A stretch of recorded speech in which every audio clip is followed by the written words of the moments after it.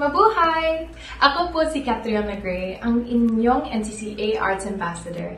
Inaanyayahan kayong manood at tumutok dito sa Padayon, the NCCA Hours, mula Lunes hanggang Biyernes tuwing alas 3 ng hapon.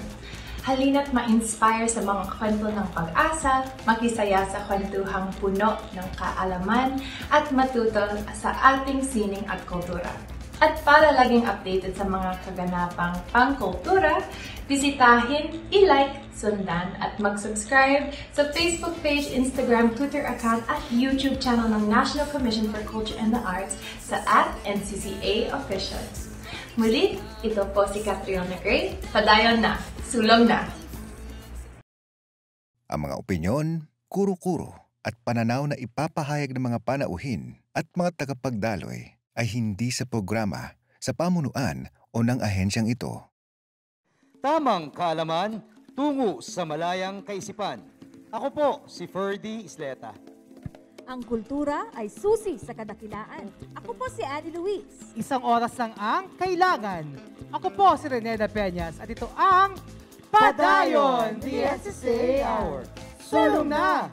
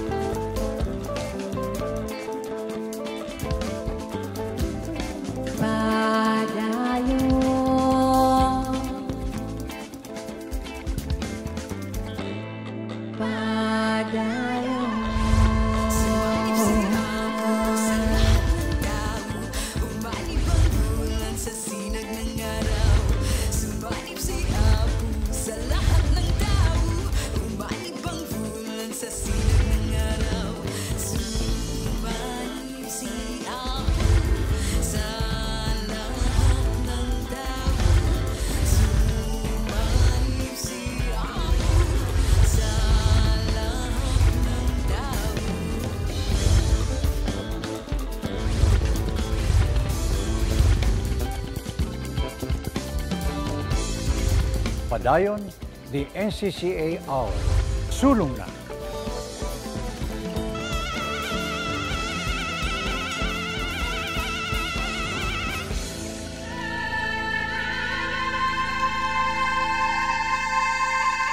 Kilala ang mga Pilipino sa kantahan. Kahit anong henerasyon man, mapabata o young at heart, hindi yan naatrasan. Kaya naman, sa hilig natin sa musika ay nagkaroon na tayo ng daan-daang mga iconic na kanta at equally iconic na mga mang-aawit. Mukhang natutuwa kayo ngayon, partners, kasi hindi lang iconic na kantahan ang maririnig natin ngayon. Makakakwentuhan din natin ang isang mang-aawit na talaga namang iconic at timeless. Ang makakasama natin ngayon ay isang batikang mga awit. Nagsimula siyang kumanta sa murang edad. Sumali at naging monthly winner sa Tawag ng Tanghalan noong 14 na taong gulang siya at naging singer ng theme songs ng ilang Cebuano films at ang pelikulang Miss Dulce Amor na pinagbidahan ni Lorna Tolentino. Siya ang tinanghal na Grand Champion sa 4th Asian Songfest sa Hong Kong at nagwagi ng iba't ibang parangal tulad ng Highest Achievement Award mula sa Salamat Music Summer Workshop, Most Promising Entertainer of the Year at Lifetime Achievement Award ng Aliw Awards at isa sa kauna-unahang recipients ng Golden Leaf Award mula sa Live Entertainment Arts Festival.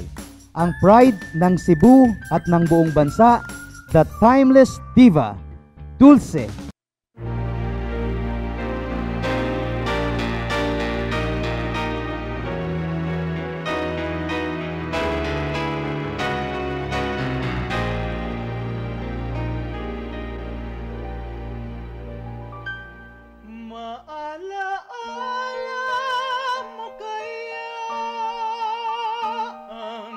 Sumpa mo sa akin na ang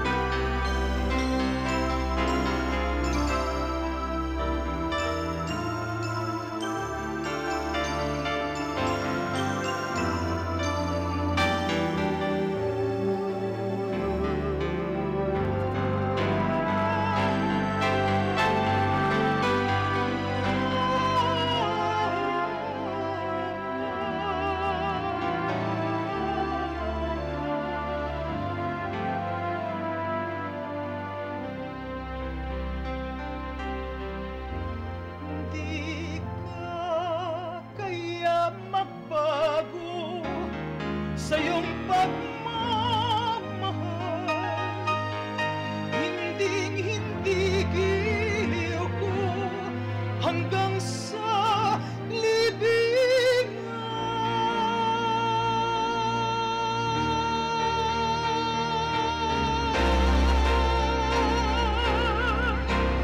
O kay sarap mabuhay, lalo na't may lambigan. Ligaya sa puso ko ay di na mapaparang. Ligaya sa puso ko ay di na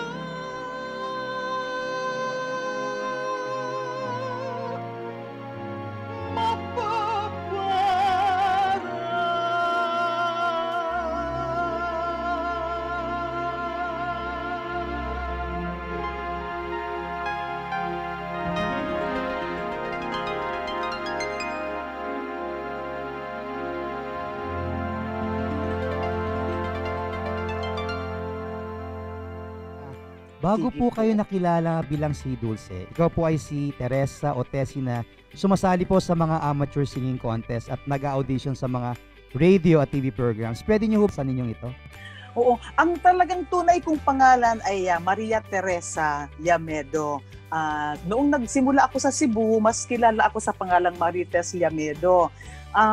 Sumali ako sa singing contest, nagsimula ako ng 2 years old.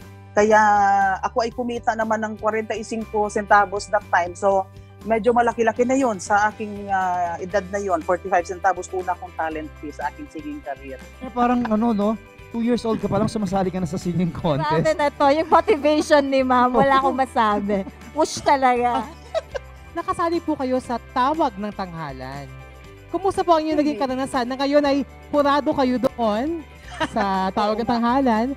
Pero ang inyong karanasan noon, pakikwento po sa ating mga kapadayon. Sige, mga kapadayon.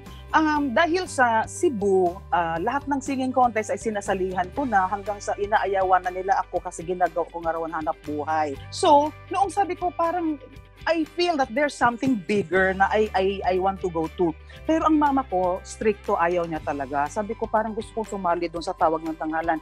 Nalaman ko lang yan kasi may mga nagkukwento sa iyo na bagay ka doon, lalaban kasi malakas ang boses mo, ganoon. So anyway, mula noon na sinasama ako sa gano'n, meron nakakita sa akin na dapat nga makarating ng Maynila. So tinulungan akong makarating ng Manila kasama ang mama ko, nakitira ako sa May Banawe. Ma'am Dulce, ano po yung panlaban niyo sa pinaka-grand final sa Tawag ng Tanghalan, saka doon sa Hong Kong?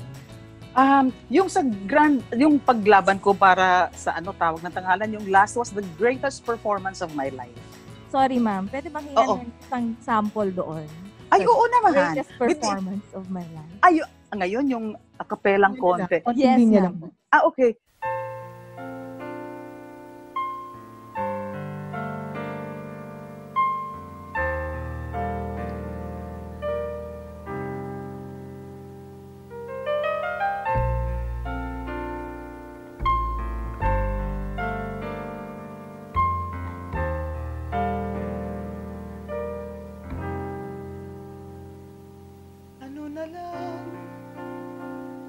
Isang sandali na makatikim ng pagmamahal,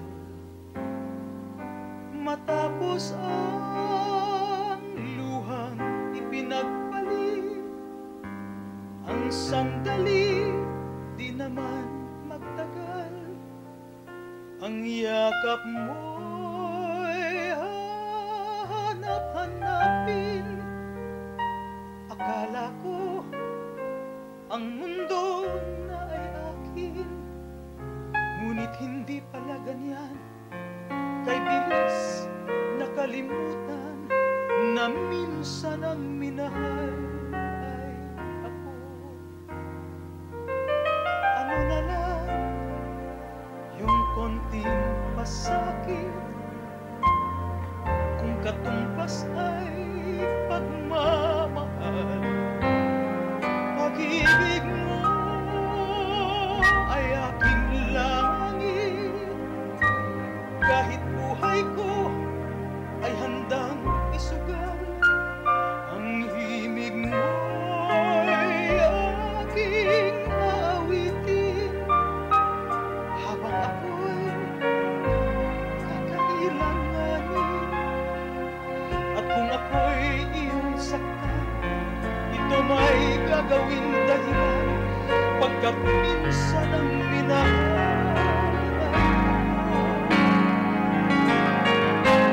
ang ligaw mo'y hahanap-hanapin sa entabladong minsan ay sa akin.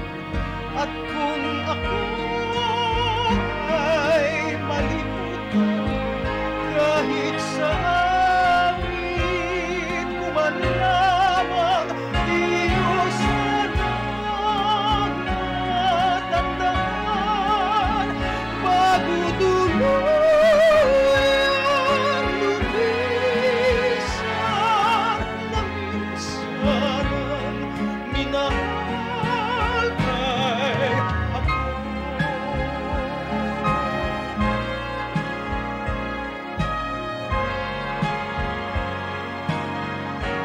Ang ligaw mo'y hahanap-hanapin sa entabladong minsan ay sa akin. At kung ako ay malimutan, kahit sa awit ko man lamang, iyo sanang matandaan, bago tuluyang lumisan ng minsanang minahal ay ako. Iyo sanang matandaan, bago tuluyang lumisan ng minsanang minahal ay ako. Standing Wow! ovation! Wala!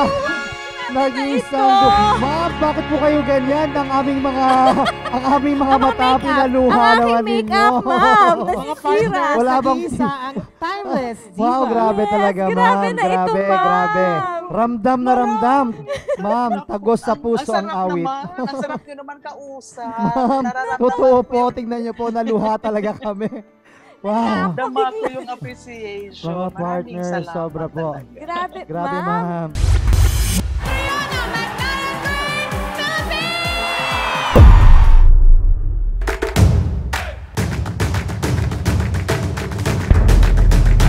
Miss Universe is Philippines.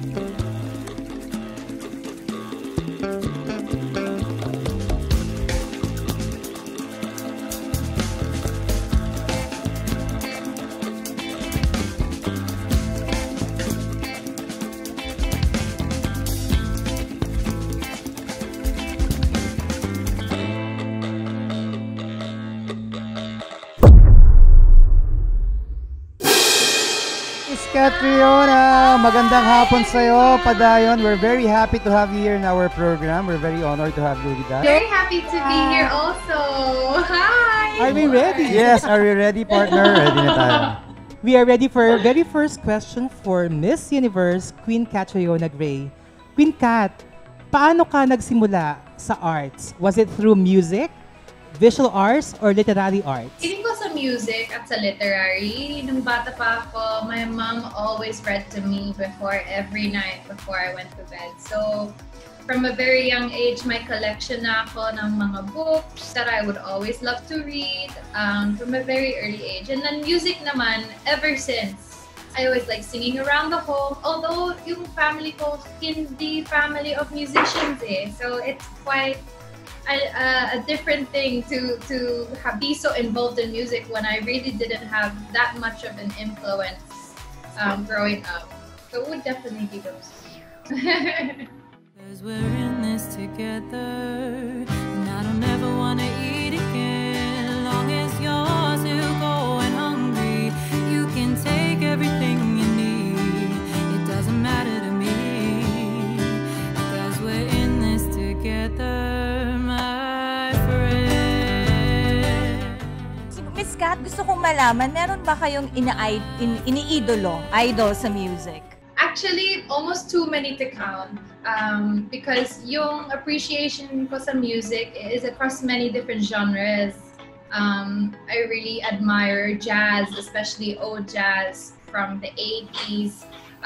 Even Elvis Presley, Frank Sinatra from my dad's era, because my dad was born in the 40s.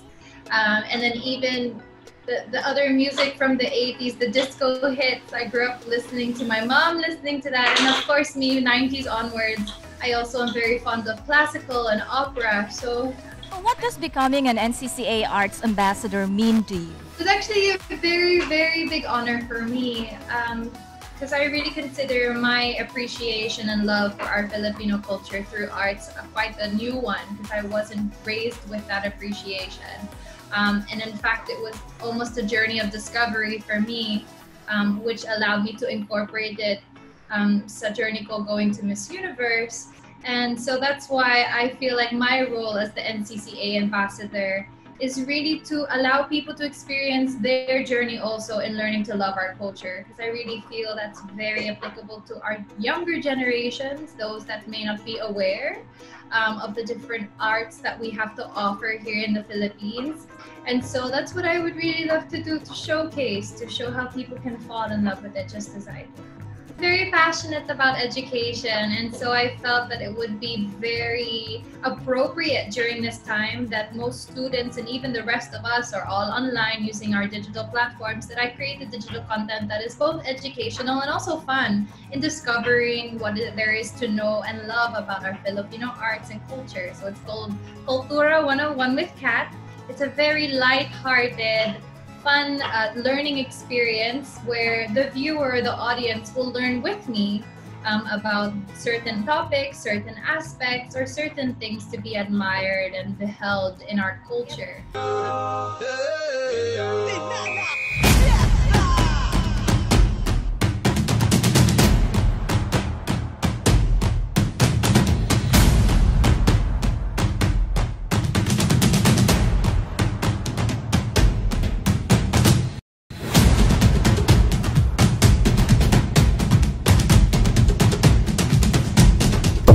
Tell us more about your participation nung pumunta tayo ng Puerto Princesa. How was it for you? So much fun! Napakasaya yung araw na yan.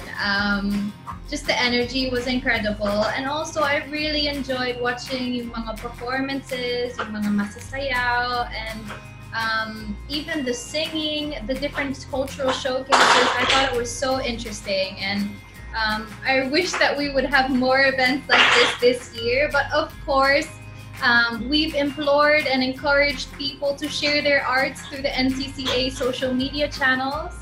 So that's another way that even though we're all apart, we still come together to celebrate our Filipino art. Yes, Miss Catriona, ngayon, di ba, nagpunta ka sa La Union, you immerse with the community, no? So yun yung panahon pa na hindi lockdown. Can you share to us kung ano yung naging experience mo as part ng project mo na Raise Your Flag? Yes, the Raise Your Flag project, I was very excited about it. I'm sure it'll come to fruition when everything is able to, when all the health and safety is put first of everyone. But going to La Union was another discovery for me, kasi off the top of my head, kala ko sa La Union, tipong surfing capital lang. So beaches, surfing, tropical vibes, but I was very interested to learn that there is also an art being preserved there of weaving. And of course, I'm very passionate about our Filipino textiles that are unique to us here in the Philippines. And so I was able to talk to the weavers there, especially the women who are supporting their families' livelihoods through this form of art. And it was just really wonderful because that was around the time it was almost Women's Month. So in looking through it through that lens, it was very, very empowering.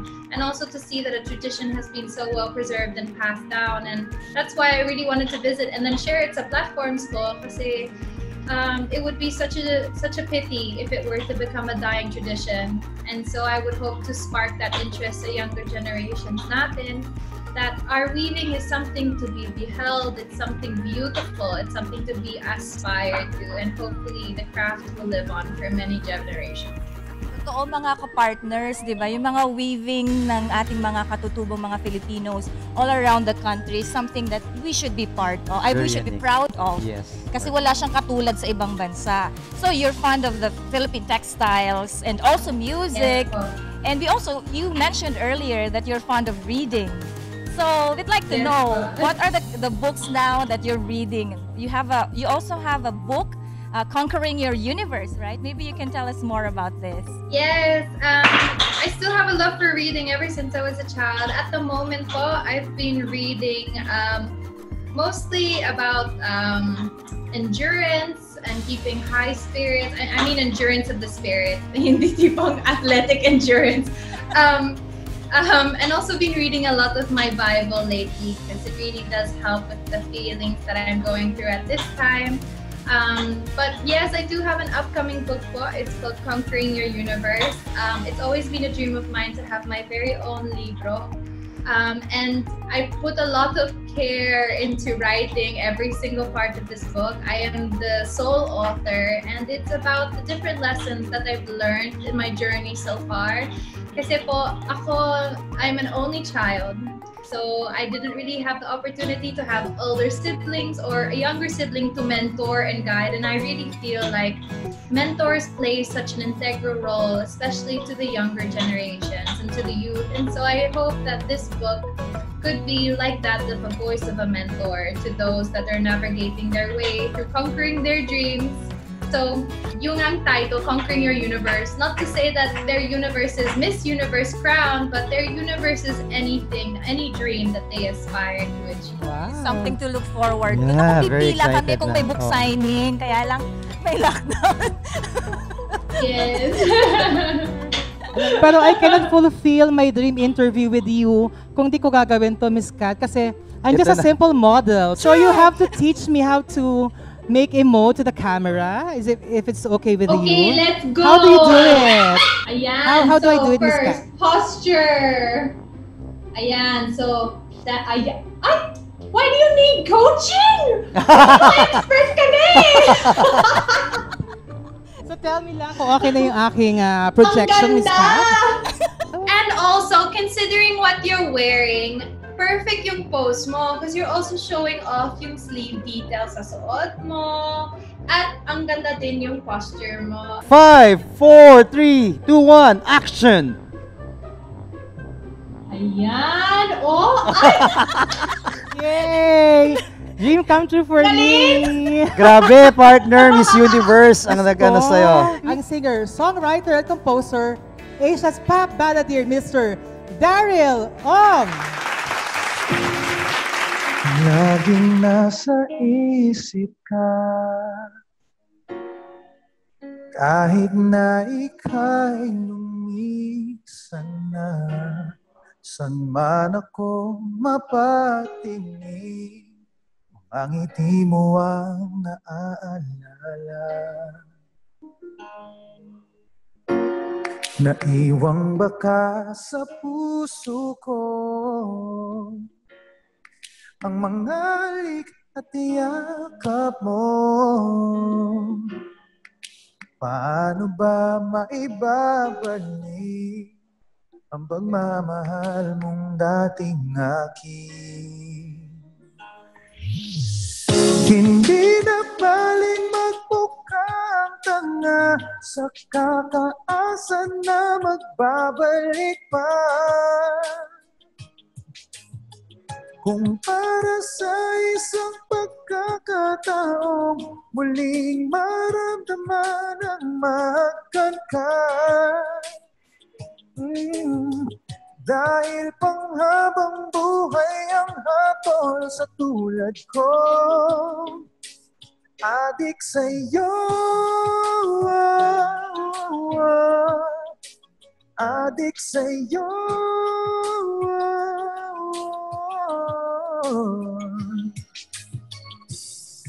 Bawat gabing dumaraan, di makatulog at paikot-ikot lang. Tila wala nang ang katapusan, ang lubusan kong panghihinayan. No'y gabi-gabi pinagmamasdan at dandang hahaplos sa iyong katawan. Alaala ng ating nakaraan, paulit-ulit kong binabalikan. Hindi na paling magpukang tanga sa kakaasan na magbabalik pa. Kung para sa isang pagkakataong muling maramdaman ang mahagkan ka. Dahil panghabang buhay ang hatol sa tulad ko, adik sa'yo, adik sa'yo, adik sa'yo. Wow! Sigurado ngayon maraming adik sa'yo sa lahat ng nakinig sa iyong bagong composition sa iyong kanta. So ano ang naging inspirasyon mo doon sa inabit mo kanina na iyong US single? Yung Adik na yan, 3 years ago ko pa po nasulat yan. So itong Adik, ang kwento talaga nito, di ba marami tayong mga love songs na about sa pag naghiwalay yung magkasintahan, na medyo namimiss mo siya, namimiss mo, medyo romantic yung approach kadalasan. So itong Adik, medyo mas sensual yung lyrics. So parang sa point of view ng isang lalaki na namimiss niya, kumbaga hindi lang yung mga patwitams na moments, yung mga intimate moments nila nung ex-girlfriend niya, yun yung tinutukoy niyang namimiss niya dito sa kanta na Adik. So addicted siya dun sa memory nung sinishare nilang intimate times together nung ex niya. So kaya dahil panghabang buhay ang hatol sa tulad kong adik sa'yo.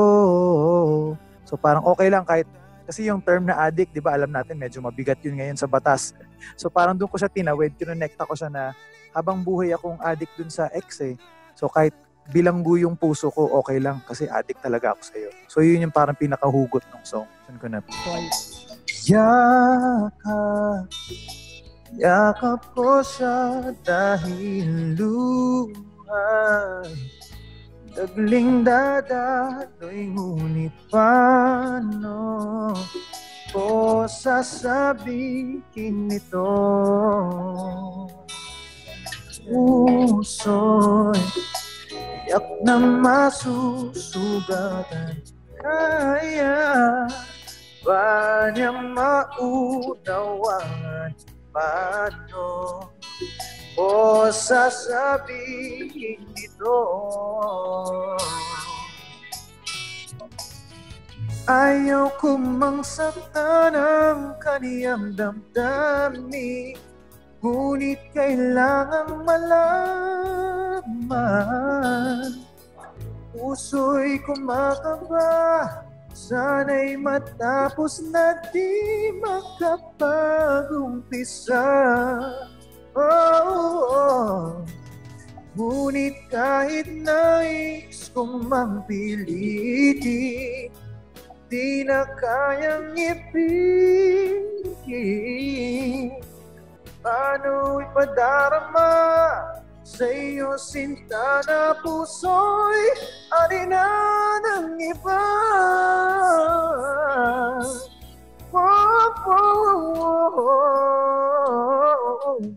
It's a yes for me, mga par. It's a yes for me. Ikot na tayo, It's a ikot yes na. for me. It's a yes for us. Paano ba talaga naabot yung mga ganong kataas na mga notes, no? Kapag ka kumakanta ka, di ba? Parang ang hirap. Ano?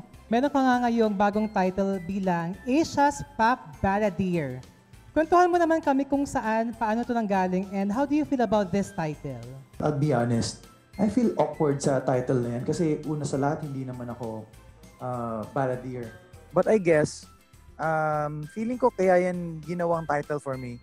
It was yun nga yung nakwento ko na nagkaroon ako ng break sa Korea dahil nga sa isang K-drama soundtrack na ginawan ko ng version, and then after that, nagkaroon ulit ng isang Tagalized version ng bagong K-drama, yung I'm Not a Robot. Tapos yung theme song noon, tinagalized din, pinakanta na rin sa akin.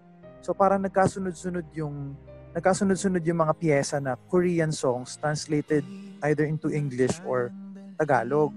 Kaya siguro dun nanggaling yung term na Asia. Asia's Pop Balladeer. Kasi when you sing a theme song, hindi mo naman din talaga siya pwedeng i-R&B masyado kasi nawawala yung feeling nung kanta. Diba parang, lalo na they play that song during yung mga heavy scenes sa mga teleserye. So, pagka heavy yung eksena tapos may biglang parang medyo may certain disconnect eh. So, kailangan medyo ballad-ish yung tunog. So, I think dun nanggaling yung Asia's Pop Balladeer na title. But to be honest, yun nga, I feel awkward about it kasi actually, Daryl, you very well deserve the title, ha? Talagang hindi pwedeng matapos ang ating interview ngayong araw na ito nang wala tayong challenge. Eh, syempre, iba yung genre mo, medyo pop and ballads nga. Eh ngayon, ang tanong ko, kaya mo rin bang kumanta ng medyo kuntiman? Yan ang never ko pang na-try, pero para sa inyo. With partner Ferdy. Oo nga, partner, ladies and gentlemen, mga kapadayon. Eto na. Eto na, si Miss Annie Luis. With Daryl Ong. Maalaala mo kaya ang sumpa mo sa akin ng pag-ibig mo ay sadyang di magmamahal. Take it away, Miss Annie. Nais mong matanto, buksan ang aking puso at tanging larawan mo ang dooy nakatago. Wala kayong rehearsal pero parang ramdam na ramdam ko, partner, yung sinasabi mo habang kinakanta mo. Mukhang nakatagpo ka na rin ng forever. Nakasamang makakanta si Sir Daryl Ong. Kilala mga Pilipino sa larangan ng kantahan. Mapabirit man, soul, Mo aking mata, di mo ba nakikita? or rap.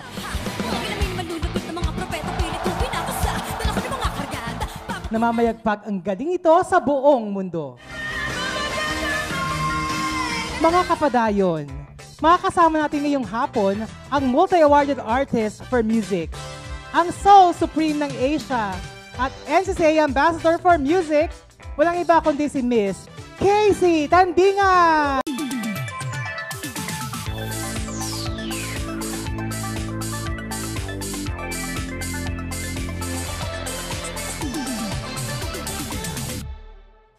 Hi guys! Kamusta? Magandang araw po sa inyong lahat. Magandang araw sa inyong tatlo dyan. Pero Casey, bago ka naging superstar sa larangan ng music, pwede mo bang i-describe ang journey mo from X Factor to The Singer?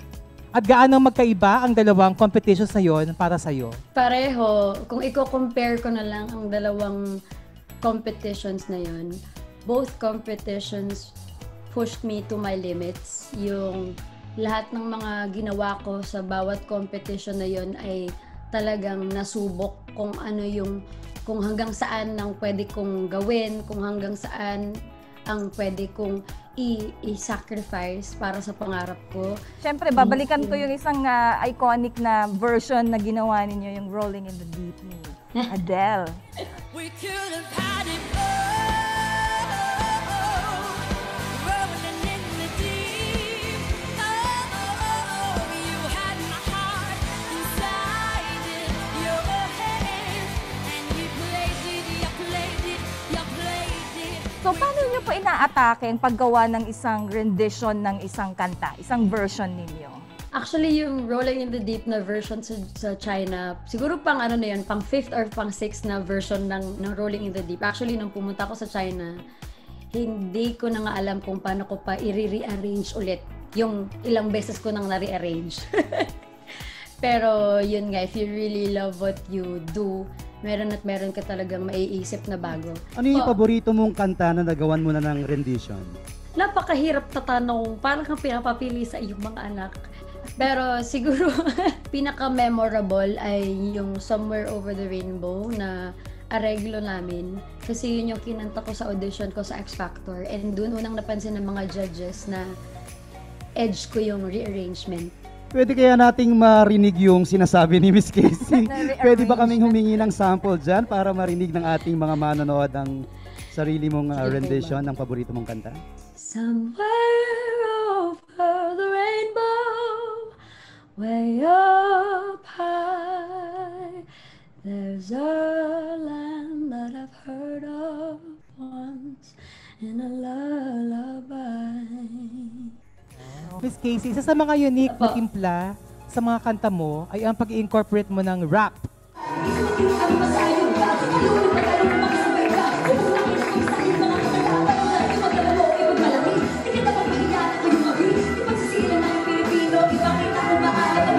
Pwede mo pang ibahagi sa amin yung ilang tips and tricks sa pag-rap? Kwento ko lang na mabilis. Natutunan ko yung rap kasi kinuha ko dati para kumanta ng chorus ng mga songs ng isang rap group sa school namin. Tapos bilang maiksi lang yung part ko palagi, chorus lang ng paulit-ulit, inaral ko yung mga rap verses nila. Tapos nakita nung nagturo sa kanila na, uy, pwede ka palang mag-rap. So ito parang dun po ako nag-start. Naku, eto ang daming comments mga partners sa ating online ng ating mga netizens. Sabi nila, sample, sample, sample. Sa mga binitawan ko ng liriko, di man na makakayanan nito, binabato ka ng mga salita para di ka na makakagalaw at takatakanin na pakalakas sa pinakamalupit na kinakatakot ng pinaka. Sa mga binitawan ko ng liriko, di mo na makakayanan nito, binabato ka ng mga salita para di ka na makakagalaw at takatakanin na pakalakas sa pinakamalupit na kinakatakot ng pinakamalahas. Ladies and gentlemen! Katulad din si Miss Casey ng mga ibang artista na hindi tumitigil lamang sa isang field, no? Sumabak din po kayo sa acting. Meron po kayong pelikula. Kasama po kayo sa Art of Ligaw. So ano po yung mga skills at mga learnings ninyo mula sa singing ang ina-apply nyo sa pag-arte?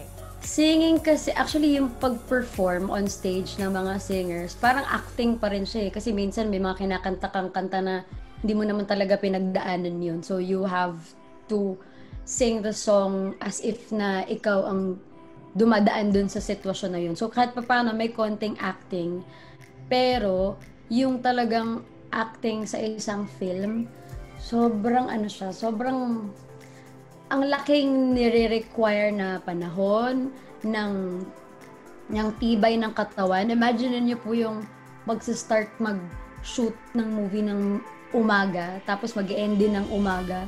Ganyan. Tapos yung mga tao hindi sila natutulog, nagsa-set up, ganyan-ganyan. Tapos mag-throw ka ng lines, and then you have to memorize yung script na ganito kakapal.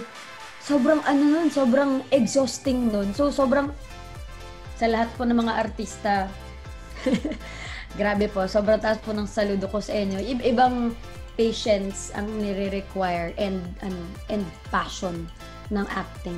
Miss Casey, nagpapasalamat kami sa iyo dahil tinanggap mo na ikaw ay maging music ambassador ng NCCA. Naging malaking tulong po sa amin yon, no?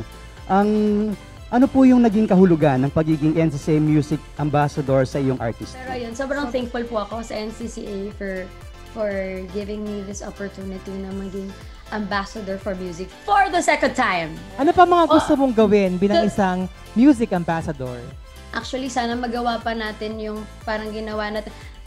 Saan nga ba't Bacolod tayo noon, no? Bacolod. Nung nag-travel pa tayo, Sana magawa pa natin yun kasi iba yung pakiramdam na mga kabataan kasi nababasa na nila na pinopromote natin, nakikita nila sa social media, pero iba yung dating sa kanila pag mismong personal mo silang na-encourage at personal mo silang nakakausap. So, sana po, pag wala na ang pandemic, ay makaikot ulit tayo at makapag-promote ulit tayo ng Arts Month. At yun, hindi lang sa isang buwan, hindi lang Arts Month, kundi Arts Year, ganon. Yes. Isa sa nakakamanghang uri ng sining pagganap ay ang ventriloquismo o ventriloquism. Ito ay paggamit ng isang tao o isang ventriloquist ng kanyang tinig para bigyang boses at buhay ang isang puppet. Dito sa Pilipinas, patok na patok ito sa mga events tulad ng kasalan, birthdays, pati na sa mga programang pang-edukasyon. At ngayon, makakasama nga natin ngayong araw ang multi-Palanca Award-winning writer, poet, playwright at Philippine Premier ventriloquist. Walang iba kundi si Sir Oni Carcamo. Sir, magandang hapon po sa inyo. Magandang hapon. Welcome po sa Padayon.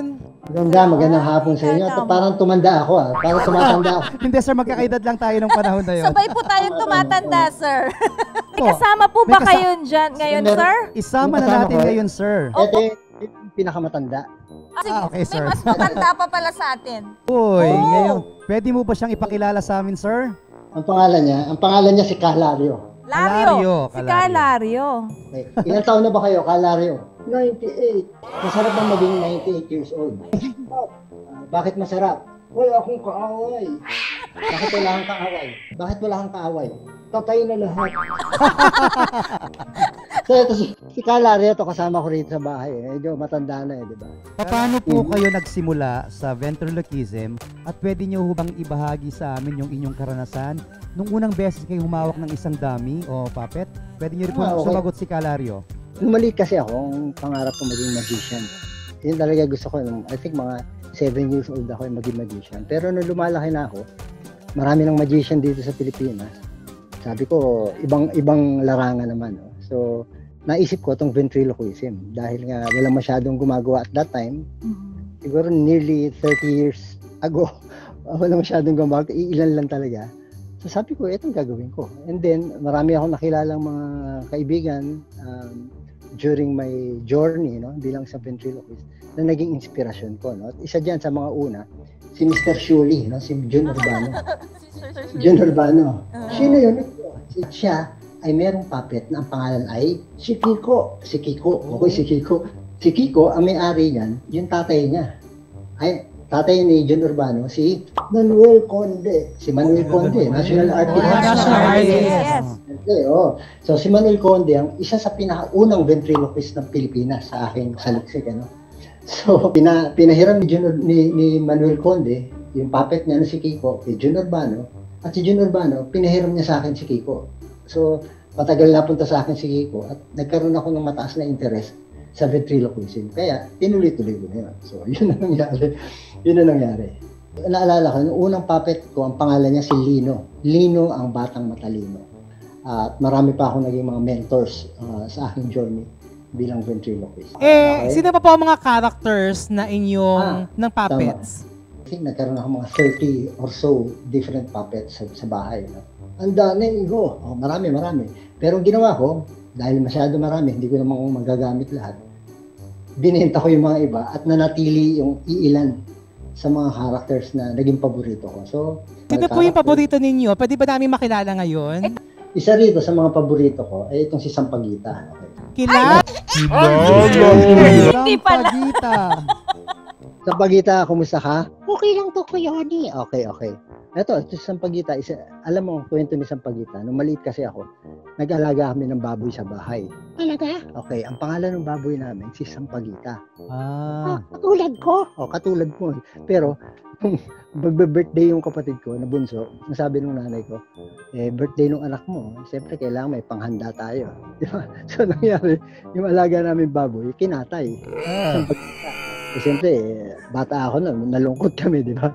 Kaya nung lumaki ako at nagkaroon ako ng puppet na baboy, sabi ko, gagawin kong karakter si Sampaguita bilang alaala ng aming baboy ng bata pa kami. Meron po bang mensahe si Sampaguita ngayon para sa mga bata na in lockdown?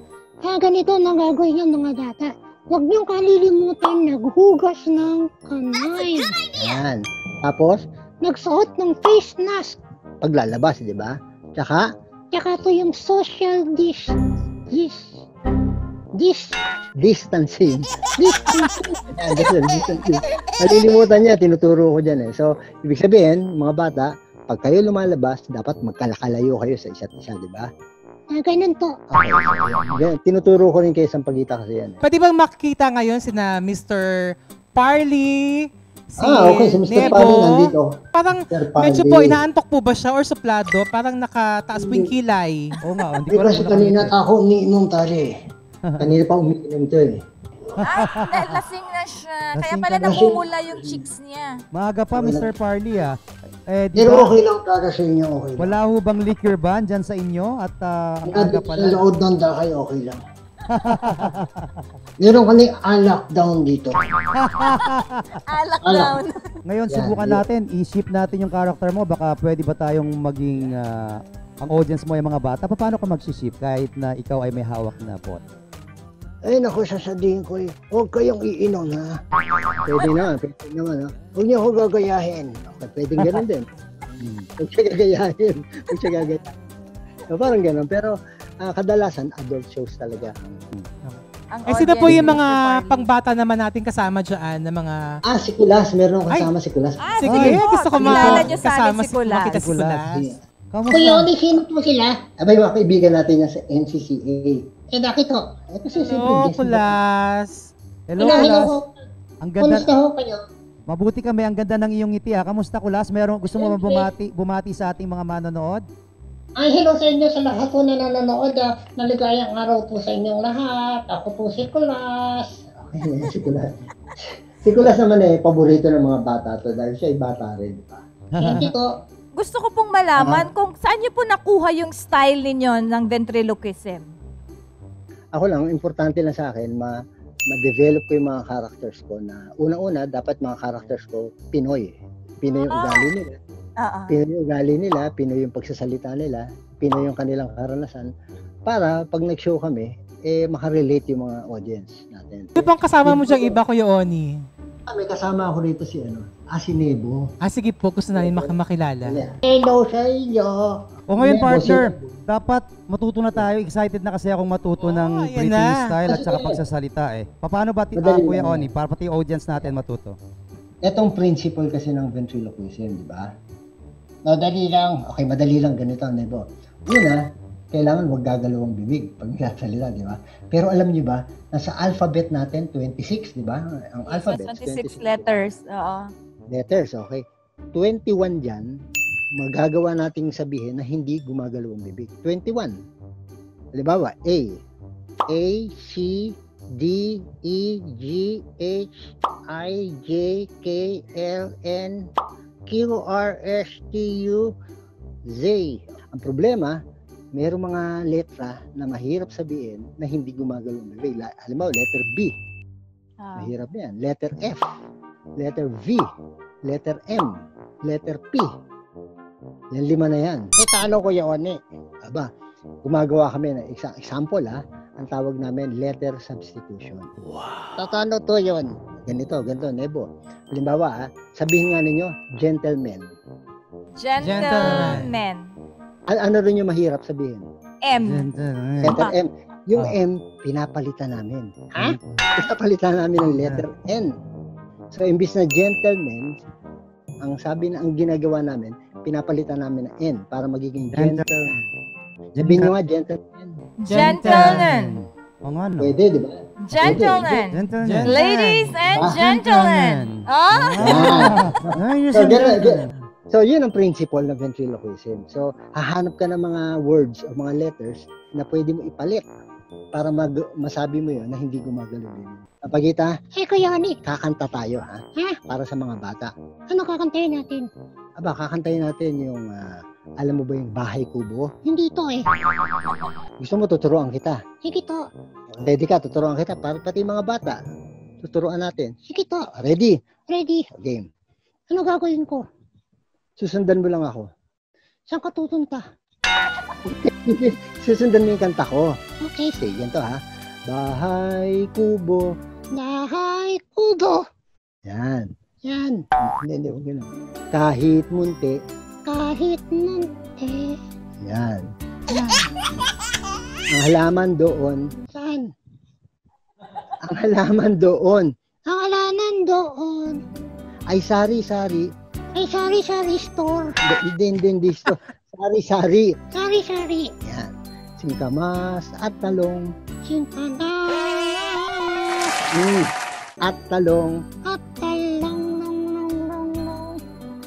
Sigarilyas at mani. Sigarilyo. Hindi. Sigarilyas at mani. Sigarilyas at mani. At mani takyaw. Mani. At mani. Sitaw. Sitaw. Bataw. Bataw. Patane. Kulane. Hindi. Patane. Ang hindi marunong lumingon sa pinanggalingan ay hindi makakarating sa paroroonan. Wow, partner, sa'yo na ang corona pero hindi coronavirus, ha? Ikaw naman, partner Ferdy. Kapag hindi mo nakita at binalikan ang iyong nakaraan, hindi mo makikita ang iyong forever. Pag-usapin forever na. Hindi, wala partner. na akong Actually, masasabi. mahalagang balikan yung nakaraan kasi ito ang magiging gabay mo sa iyong kasalukuyan at sa iyong hinaharap. Sige na nga, partner Annie, ipakilala mo na po ang ating bisita sa hapong ito. Siya po ay miyembro ng Asosasyon ng mga Dalubhasang May Hilig at Interes sa Kasaysayan or ADHICA ng Pilipinas Incorporated. History consultant din po siya ng mga programa katulad ng History with Lord ng TV5, Katipunan, at Ilustrado ng GMA7. Ladies and gentlemen, kapiling po natin ngayong hapon si Professor Michael Charleston Briones Chua, also known as Xiao Chua.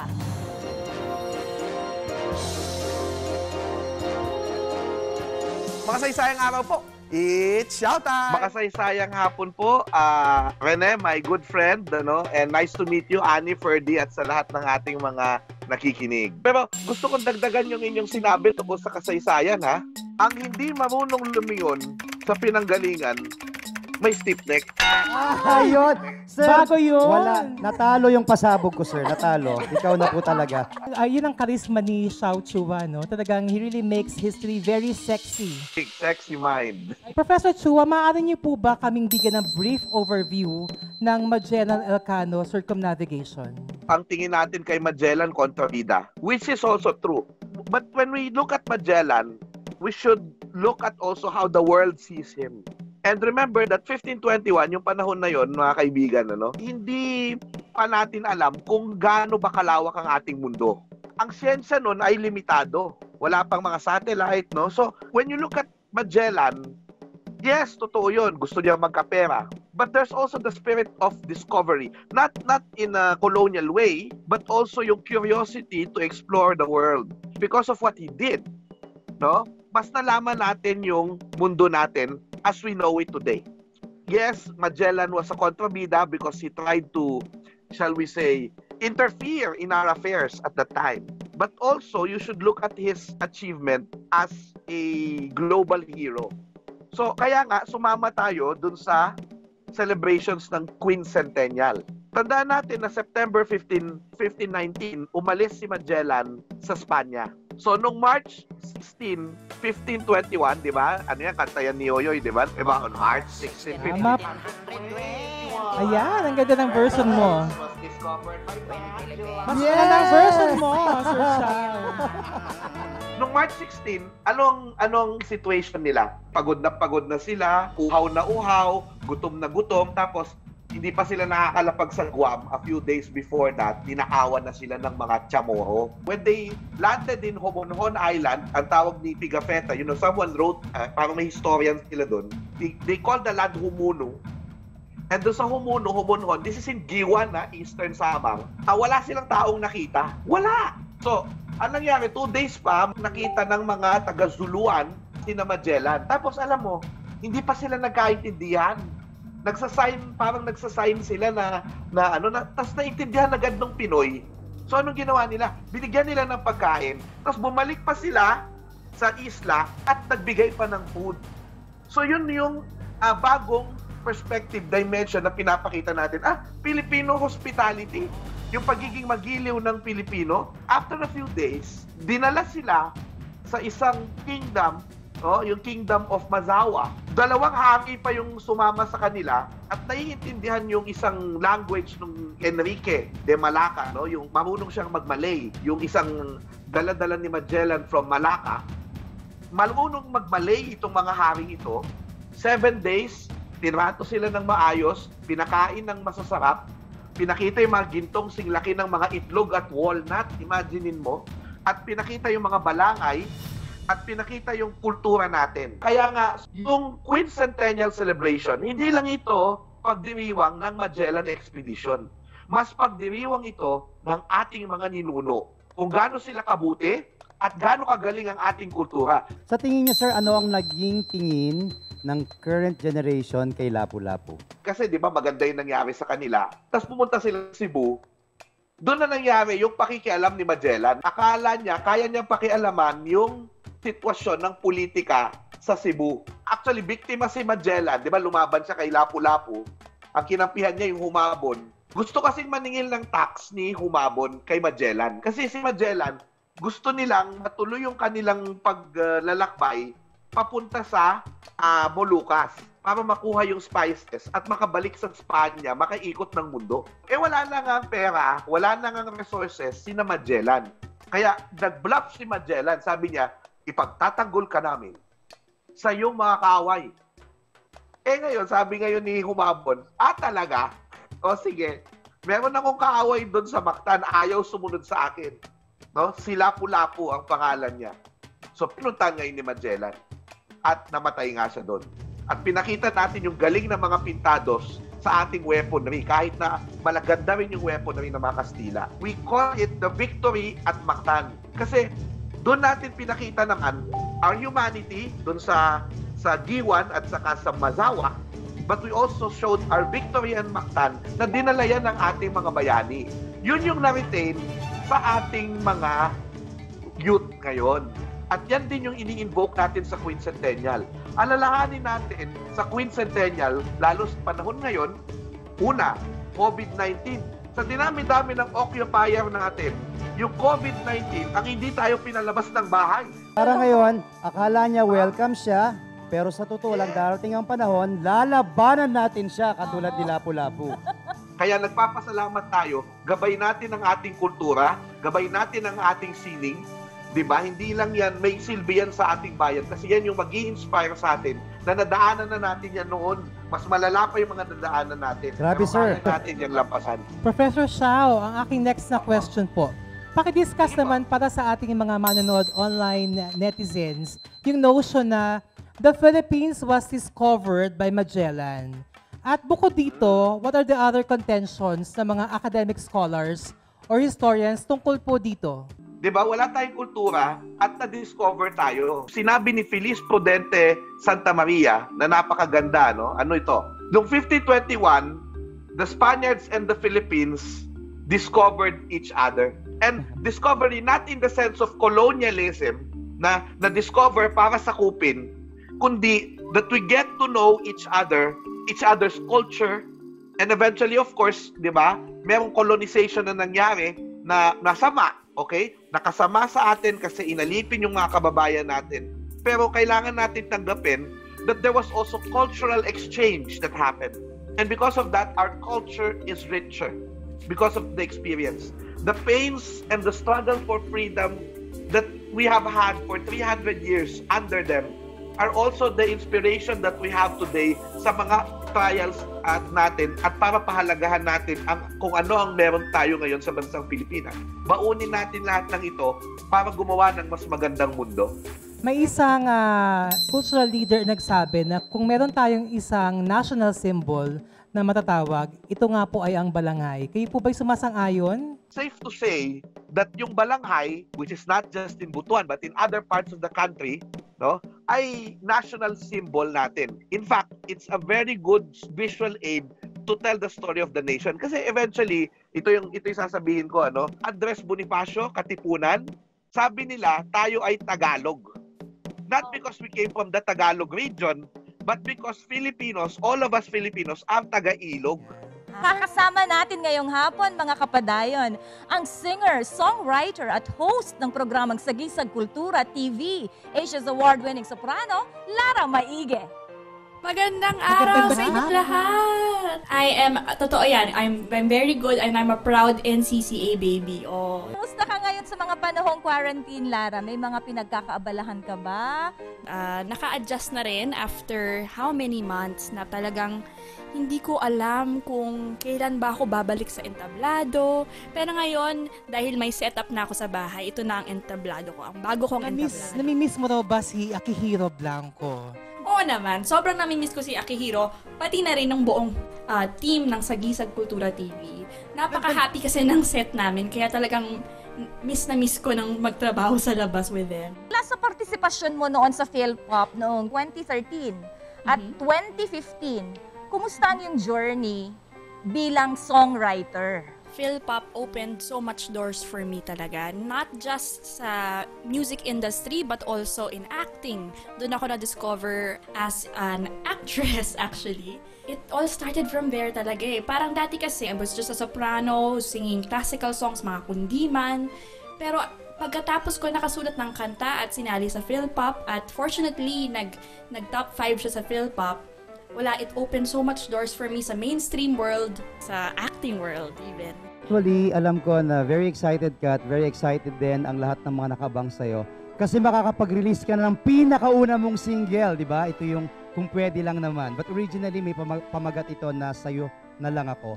Can you tell us more about your single? Actually, last year ko siya rinelease. This is the first single of my self-titled album under Star Music. At ang Sa'yo na Lang Ako originally was my Philpop entry at nung time na yon ang nag-interpret ay si Karil. Tapos on the same year, in-interpret din siya ni Miss Regine Velasquez. And then, through the years, marami na rin ang gumawa ng version like Morissette and recently si Ronnie Liang.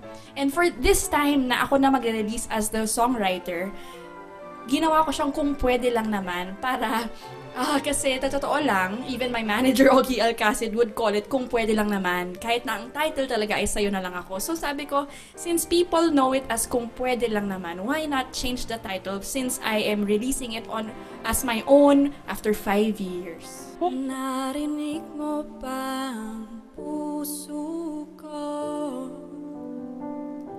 Ang pagtibok kay di ordinaryo. Kung alam mo lang ang tunay na pakiramdam, di sana'y nagsimula na ang istorya. Pero hindi mo alam ang nasa isip ko. Ayoko naman tuluyan kang ilito. Dapat na bang ipaalam? Ito ang tunay kong pagtingin sa'yo.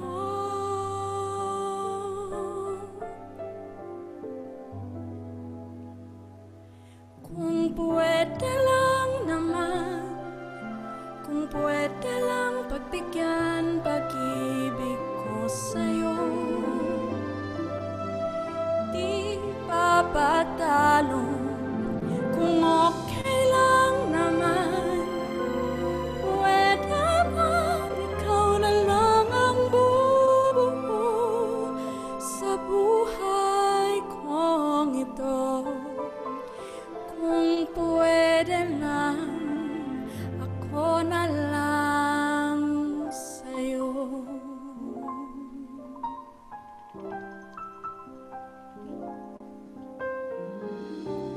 Hindi ko maintindihan bakit ganyan ang pag-ibig ko sa'yo ay sadyang di nagbago. Kung sana lang alam mo,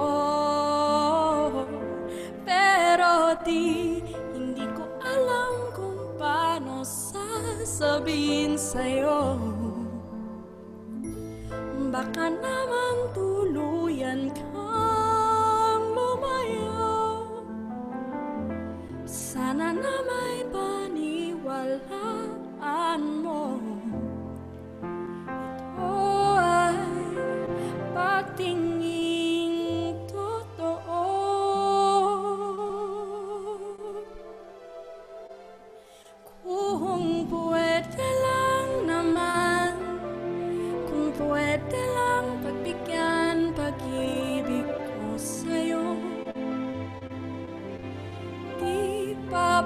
mapapatalong. Kung okay lang naman, pwede bang ikaw na lang ang bubuo sa buhay kong ito? Kung pwede lang, ako na lang sa'yo. Ipilit ko man paikutin ang buwan. Kung puso mo'y di kumibo, ba't ko pa susundan? Isipin mo na lang may isang nagmamahal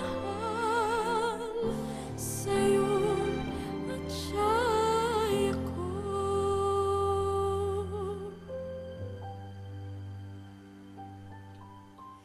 Kung pwede lang naman, kung pwede lang pagbigyan pag-ibig ko sa'yo, di papatalong.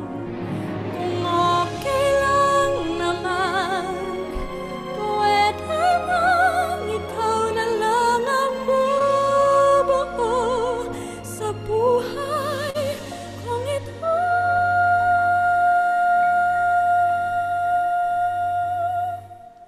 Kung pwede lang,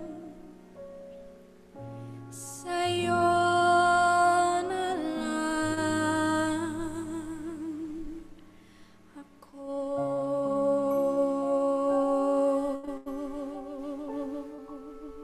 Para sa kaalaman ng ating mga viewers, ano bang ibig sabihin ng pagiging soprano? And can you tell us about your journey from classical to pop? I use the highest vocal range. I am a coloratura soprano, and a coloratura soprano, I am capable of doing mga ornamentation ng vocal melody dyan sa taas. So, I studied at the UP College of Music. Actually, doon yung nagkakilala ang parents ko. My mom was a soprano and my dad was a trumpet player and conductor. I from studying classical to songwriting, and then from songwriting, doon ako nag-pop. But in the middle of it all, I tried to fuse pop and classical.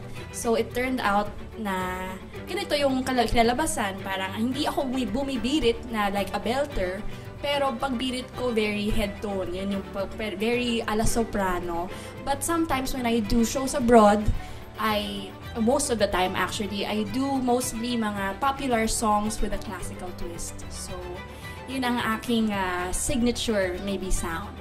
Itik-itik din kawikan, itik-itik sa pandagitan, itik-itik nagpuno nito, itik-itik nagpupasiyo.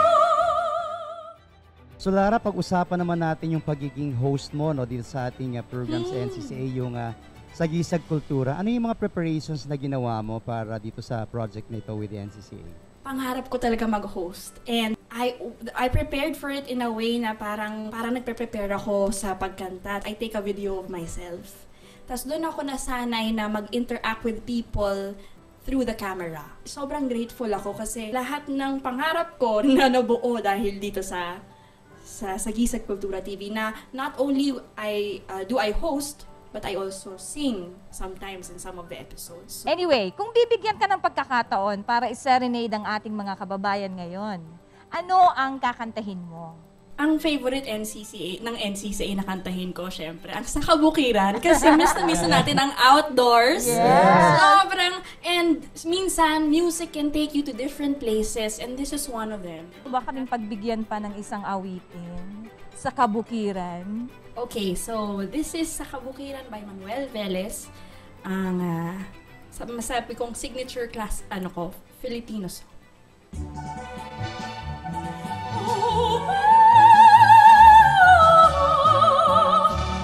Sa kabukiran, walang kalungkutan, lahat ng araw ay kaligayahan.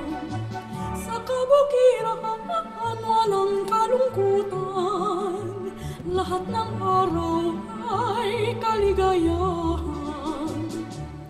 Ang halamanan kung aking mastan, masiglang lahat ang kanilang kulay. Ang mga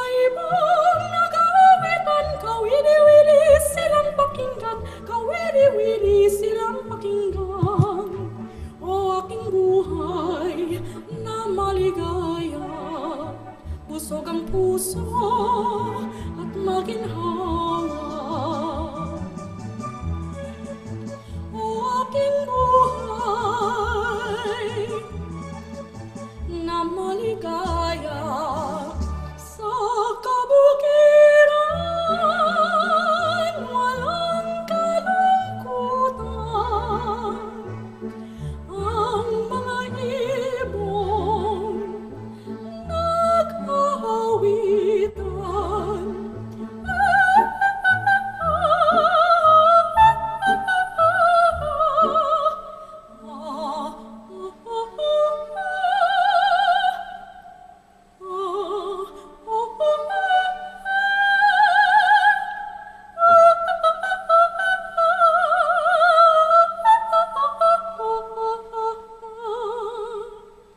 Sa kabukiran, walang kalungkutan.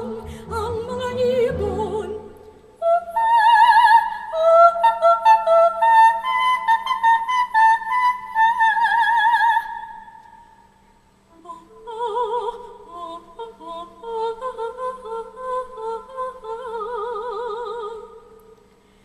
sa kabukiran, sa kabukiran.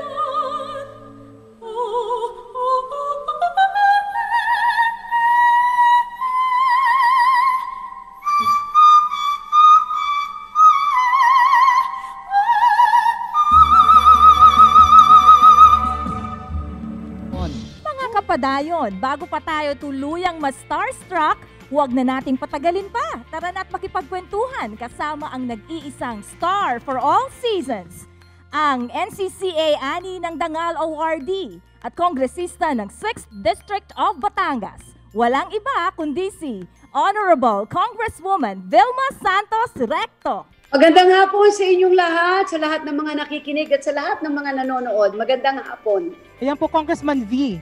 Noong bata po kayo, talaga po bang pangarap niyo na maging isang artista?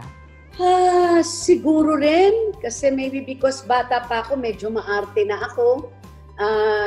Pag nahihilingan ako sa mga fiesta sa lugar namin noon, sa Tondo, at sinabing kumanta ka dyan o magsayaw ka dyan, lagi akong willing and able. Pero siguro in a way, it's also in our blood. Nasa dugo din namin. Kasi kamag-anak ko rin si Carmen Rosales as sa father's side at saka si Charito Solis. So siguro nasa dugo din. Pero talagang palagay ko ang pagiging artista ay nasa puso ko kahit nung bata pa ako. Sa palagay po ninyo, ano po yung pinakamahirap na role na ginampanan niyo po sa pelikula? Naku, alam mo, maglilitanya tayo rito dahil napakarami. Siguro, I started in showbiz since I was 9 years old. As a child actress, bata pa ako. So, imagine niyo yung dinaanan kong dami ng pelikula na ginawa ko mula ng bata, teenager, hanggang nag-mature, hanggang nag-asawa, hanggang ngayon na isa ng senior citizen. So, but again, siguro if I may share with you, isa sa mga pinakamahirap ko nagampanan noon nung ginampanan ko yung Darna.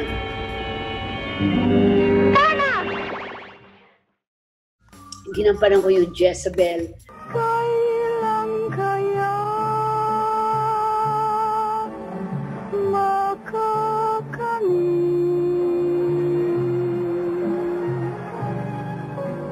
siguro kaya medyo mahirap sa akin nung time na yun. Wala pa tayong teknolohiya noon. lahat that time was manual. Talagang lahat pinagpapaguran. Kahit yung buntot ko noon sa Jezebel, literally rubber yun. Hindi pa yung ngayon na meron ng magagandang tela or what na magandang tignan sa screen. But noon, that time, rubber talaga. So, you could just imagine yung sakripisyo yun na wearing a rubber tail at nakababad ka sa tubig talaga na mabigat ang dala mo. So, and then sa Darna, wala pa yung technology natin o yung digital na pwede ka nang i-shoot na ganito para mas madali, tapusin lahat yung Darna. That time talaga literally bibihis ka to shoot the Darna and to shoot Narda.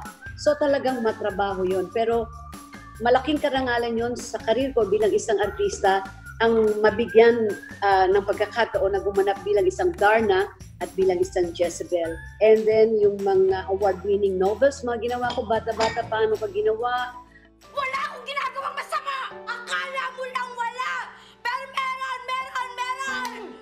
yung mga dekada 70, Sister Stella L. Ilang beses kong narinig.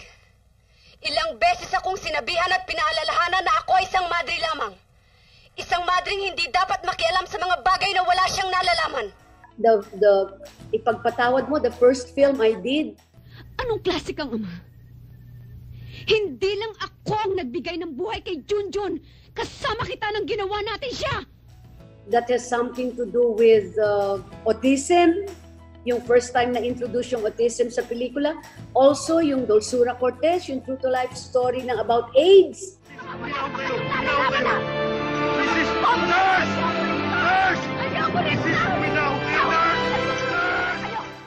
So, a lot of memorable films na pinaghirapan ko, pero malaking karangalan para sa akin na mapili ako at nagampanan ko. So, a lot. Pwede rin po ba ninyong ibahagi sa amin yung karanasan ninyo noong nagsushooting po tayo sa Metropolitan Theater? At ano po yung nararamdaman po natin ngayon sa balitang napipintong pagbubukas muli ng Metropolitan Theater of Manila? I'm excited. I'm very excited. Malaki ang naitulong ng Metropolitan Theater sa akin when I was doing my TV show Vilma. Matagal namin dun ginawa yung Vilma kasi yung gamit ay talagang napakagaling. So napakasama rin sa loob ko nung ito ay naging dilapidated, na wala nang gumagamit, na nabulok na. And then there was one time nung buhay pa si Kuya Germs, ay isa ito sa napag-usapan namin na gusto nilang i-rehabilitate yung Metropolitan Theater. At isa si Kuya Germs yata, if I'm not mistaken, na gustong mag-sponsor o tumulong dyan, na kinontak niya ako noon. Siyempre bilang a part of Metropolitan Theater, isa ako, sabi ko, sige, let's plan on something. Paano ko makakatulong para maibalik lang natin yung Metropolitan Theater. Unfortunately, namatay na si Kuya Germs. At wala na akong nalaman after that. Now, nababalitaan ko na ibabalik na at inaayos na muli ang Metropolitan Theater. Siguro ngayon, as a public servant o bilang an artist, again, if there's something I can do na po pwede akong makatulong sa abot lang na aking makakaya, willing pa rin ako just to show my appreciation na naging parte ako ng Metropolitan Theater. Pwede ho ba naming malaman kung ano ang definition nyo ng pagiging isang ina? Ito yung walang kondisyon na pagmamahal eh. Ang pagiging isang ina ay walang kondisyon na pagmamahal.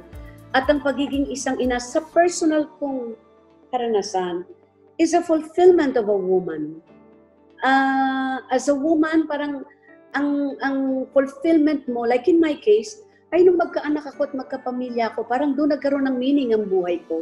Parang the responsibilities of a mother is no joke. Meron kang dapat ng mga ihon o maalagaan na mga tao na nanggaling sa'yo at siguraduhin at responsibilidad mo na sila ay magiging mga mabubuting tao and mga produktibong tao. So, para sa akin, yun ang isang fulfillment of a woman is to be a mother. Ma'am, ano naman pong mga batas ang nais ninyong ipasa para matulungan ng arts and culture sector, lalo na ang TV at film industry? Ganda rito, meron kaming block na ginawa sa Kongreso. Ito yung block namin na if I may share with you, no? Ang tawag namin dito ay yung Achieve, ACC-ID. At ang meaning nito ay ang Arts and Culture and Creative Industries Block. This is headed by none other than Congressman Christopher De Venecia, anak niyang mga Manay-Gina. So, I am part of this block and ito ngayon ay gumagawa kami ng mga proposals and at the same time may pending kaming mga bills para to make sure na may maituloy namin ng mai-develop namin ang culture and the arts ng ating bansa. By this time, meron kami rito tinatawag namin na Film Philippines Act. Ito yung mga insentibo na dapat nating maibigay sa industriya para mas lalo pang matulungan sila, makagawa pa ng more movies at makakaasa sila ng insentibo. And at the same time, makumbinsi mo yung mga ibang bansa na come here in the Philippines, we have a very good, nice country. mag-shoot kayo dito sa magaganda naming lugar, you get me? And that's going to be an income also for our government. At the same time, matutulungan ng mga tiga-industriya. So ito yung nilalaman ng aming Film Philippines Act. So umaasa kami, sana matulungan kaming maipasa ito sa Kongreso. Mga partners, nagdiriwang tayo ngayon ng Kapaskuhan at nakatutuwa na ngayong Paskong ito, tayong tatlo at ang Padayon family ay magkakasama dito sa show nating Padayon. Mga partners, pwede ba tayong magbigay ng mensahe ngayong Kapaskuhan para sa ating mga kapadayon? Yes, mga partners, ngayong nagse-celebrate tayo ng Pasko sa gitna ng pandemya. Alalahanin natin na ang diwa ng Pasko ay ang pagmamahalan, ang pagbibigay ng kagandahang loob, ang pagpapatawad, at ang pagbibigay ng pag-asa sa ating lahat. Kaya dapat padayon lang. Never give up. Yung sa akin, never give up. Padayon lang tayo mga partners. And one way para to keep us going is always to look at the things that we can be grateful for. Yan. Give thanks with a grateful heart. Yun nga, di ba sabi ng kanta? Kaya, padayon lang tayo, mga kapadayon. Parang kailan lang nung tumawag si chairman nung simula ng pandemya. Sabi niya, Rene, mag-meeting tayo, gumawa ka ng programa na online at para sa ating mga netizens. Hindi ba? Dahil nga ngayon, nag-shift na lahat. So from there on, yun yung mga bandang Hunyo, Hulyo, at ngayon nga, nagdiriwang tayo ng Kapaskuhan, mga partners, parang kailan lang, parang kahapon lang, nakailang buwan na tayo magkakasama. At I am very happy and thankful for, of course, our Padayon family, sa isang pamilyang binuo ng ating tagapangulo, na talaga namang araw-araw nagbibigay tayo ng saya sa isa't isa at nagbibigay tayo ng inspirasyon sa mas nakaraming tao worldwide, ika nga. So mga partners, gusto kong kunin ng pagkakataon ito upang magpasalamat, number 1, sa ating direktor at sa buong Pixel family, kay Sir Norman Peña Florida at sa buong Closet family, at sa inyong mga partners at sa ating buong management sa pagpapahalagang ibinibigay nila sa atin sa buong taon, lalo na ngayong panahon ng Kapaskuhan. Talaga namang give love on Christmas Day. Ika nga. O partners, syempre ang yung Pais family, no, na siyang naging kabahagi rin natin. Actually, dapat ang buong pamilya ng Padayon ay talagang pinasasalamatan, binanggit na ni Sir Rene. But syempre, itong Padayon ay ginagawa natin para kanino? Para sa inyo, mga kapadayon. So mula dito sa aming programa sa Padayon, taus-pusong pasasalamat sa inyo sa patuloy ninyong pagsubaybay sa aming programa. At sana patuloy niyo kaming subaybayan at panoorin dahil marami kaming inihahatid na mga magagandang bagong pasabog na para dito sa ating programa. At para mga kapadayon sa pagdiriwang na ito ng Kapaskuhan, di ba, sa simula ay mayroong kadiliman. Pero biglang lumitaw ang isang bituin kung saan ito ang nagbigay tanglaw para matagpuan ang Mesiya na siyang ating tagapagligtas. Sa panahon na ito ng Kapaskuhan, tayo ay sabay-sabay na manalangin, na nawa ang Panginoon ay patnubayan tayo na sa kadiliman na ito na dinadanas ng buong Pilipinas at buong mundo, ipakita niya na sa atin ang liwanag para marating ang kanyang sabsaban para muli tayong mabuhay ng mapayapa, may pag-ibig sa kapwa, masaya, at nagbabahagi ng kagandahang loob, pagpapatawad at lahat ng sinabi ni Ani na magtulong-tulong tayo na maging positibo at magbigay ng padayon sa bawat isa. At syempre, nais din natin pasalamatan ang ating mga kaibigan sa Sentrong Pangkultura ng Pilipinas, ang Cultural Center of the Philippines, Office of the President, para sa suportang ibinigay nila para sa pagpapatuloy ng ating programang Padayon, the NCCA Hour. At para laging updated sa mga kaganapang pangkultura, bisitahin, i-like, sundan at mag-subscribe sa Facebook page, Instagram, Twitter account at YouTube channel ng National Commission for Culture and the Arts sa at NCCA Official. Dito sa programang hatid ng NCCA at CCP, ugaliin kami samahan araw-araw mula Lunes hanggang Biyernes tuwing 3:00 ng hapon. Maraming salamat sa pagtutok sa aming programang nagbibigay ng kaalaman. Sa programang nagbibigay ng kasiyahan. At sa programang nagbibigay ng inspirasyon. Ito ang Padayon, the NCCA Hour. Sulong na! Merry Christmas! Maligayang Pasko! Maligayang Pasko! Naimbag na Pasko ayo amin na po!